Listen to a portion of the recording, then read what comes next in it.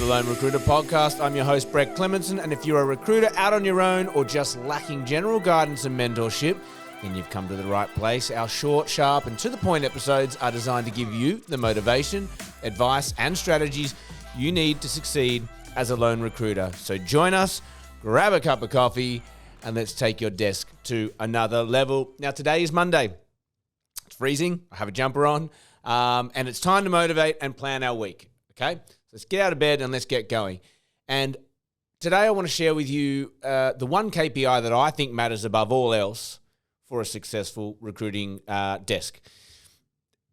We all know recruiting is multitasking at its finest, and I was trying to come up with the best analogy for it. And to be honest, it's like trying to balance 10 plates, trying to keep a toddler happy, feeding your cat, and defending your plates from coming crashing down whilst your drunk best mate thinks it's time to tackle them. That feels like recruitment to me at the best of times. So when we plan a week, it's no surprise that it can feel super overwhelming, and our to-do list can become quite ridiculous, and just the amount of tasks and things we have to get through are quite large. So today I want to share with you one of my favorite things to do when it comes to managing a desk, and that is to just keep it super, super simple.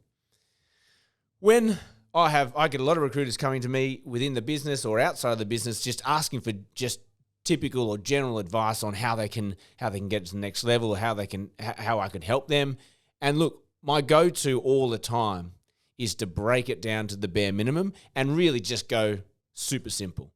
And the irony of this, I guess, is that this is my default setting. I've got so much that I'm juggling at any given point. Whenever I feel overwhelmed or stressed, I just go, bring it back to simplicity. What's going to keep my thinking on the straight and narrow? What's going to keep this super, super simple? And for me, it's about the only metric that really matters for a recruiter. There are so many things you can measure, and I don't measure a lot. But if there's one thing I want to put my attention to, and the one KPI or the one activity that almost guarantees success, it's first interviews. My view on this is that if you are getting first interviews, you've done everything up until that point correctly. You've got clients, you've got jobs, you've found candidates, you've submitted them, and the client wants to meet them. That's what we do as recruiters. But then on the flip side of that is that once they're on first interview, assuming that there's a like both sides, you're now in a process, and you're going to be able to manage that through to placement. So for me, it's a middle point which proves that what you're doing is right, and it also sets you up to be able to close these deals. So whenever I'm feeling overwhelmed and all those plates are spinning, I really just bring it back to basics, which is let's go get some first interviews. It's going to drive all the activities. And not to say you're not going to have to write things down like, well, I need to go now and find roles, or I need to go and find candidates. What having that focus on the one KPI, which is the first interviews, does, it brings into very sharp focus what you need to do. It highlights very quickly where you need to put your energy. So, for example, if I say to you, you need to go and get 10 first interviews this week, right? Your brain immediately goes, do I have the roles to fill? Then it goes, do I have the candidates to fill, that put into those roles? And really, that's it. They're the two sides of the equation to getting a first interview. And it will very quickly identify what you need to do now or today to get that result. The other thing I want to do, and obviously I plan these podcasts out, but then my brain just goes, I really love to challenge people. And I think when you've got a singular focus like first interviews, it's quite easy to go, let's put metrics around it, let's put numbers around it, and let's try and push ourselves. So I want to challenge you today. I want to challenge myself. Everyone's metrics are different. Everyone's market's different. Everyone's goals are different. But ask yourself, what is your monthly target in terms of revenue?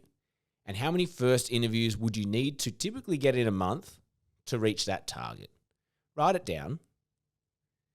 What I want you to do today, and what I want you to do for the next 5 days, is try and achieve an entire month's worth of first interviews this week. It is possible. If the only thing you do this week is get, let's say it's 10, 10 first interviews this week. Well, I can guarantee you it's going to be a cracking month, and I can also almost guarantee that next month's going to be cracking as well. And sometimes to have these short, sharp bursts of focus, of intent, of activity is amazing. And it means you can end this week and you can be relaxed. And it'll just flow, and it will really push the rest of this month. So I challenge you. I'm going to end this now, but I want to challenge you. It's Monday. I want you to really, really hammer first interviews this week and just see what happens to your desk. I can tell you now it's going to light up. Your activities all around that are going to light up. Your generation for roles, your generation for candidates, your activities, you're going to have to 10x what you do. But guess what? You're going to get some amazing results, and it's actually not going to be as hard as you think. That's all we have time for you today.